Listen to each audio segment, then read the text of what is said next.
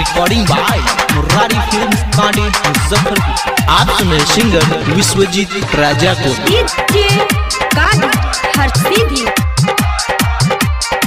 ए पूजावा के दीदी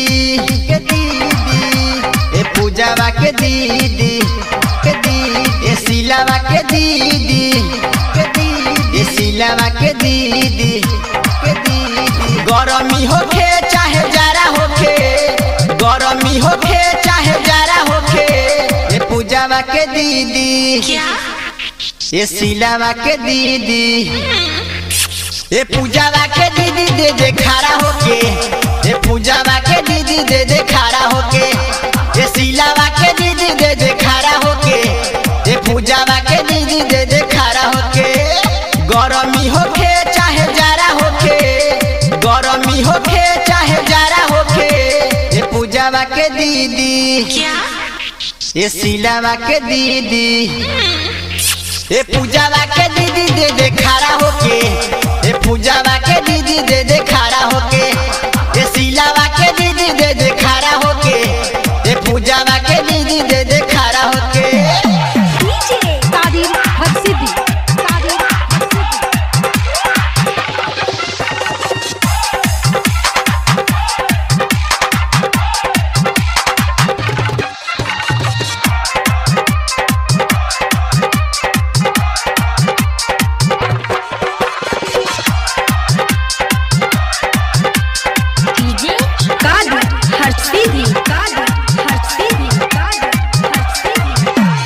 ढेर दिन पगोरी हमर मन जहुआइल, गाँव के कोरा रानी बारू धराइल, ढेर दिन पगोरी हमर मन जहुआइल, गाँव के कोरा रानी बारू धराइल। चुम्मा दे दो जवन गोरी कारा होखे, चुम्मा दे दो जवन गोरी कारा होखे, ए कजली के दीदी ए बबीतावा के दीदी ए पूजावा के दीदी दे दे खड़ा होके, ए पूजावा के दीदी दे दे खड़ा होके, ए सिलावा के दीदी दे दे खड़ा होके, ए पूजावा के दीदी दे दे खड़ा होके।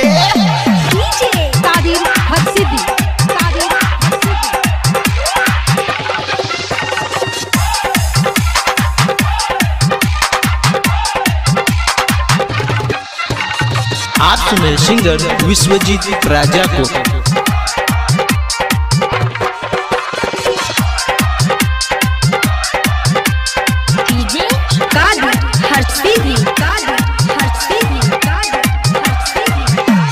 विश्वजीत राजा के पड़ल बारू पाला, डीजे अभिषेक तोरी तोहरा जे ढाला, तोहरा जे विश्वजीत राजा के पड़ल बारू पाला, डीजे अभिषेक तोरी तोहरा जे ढाला।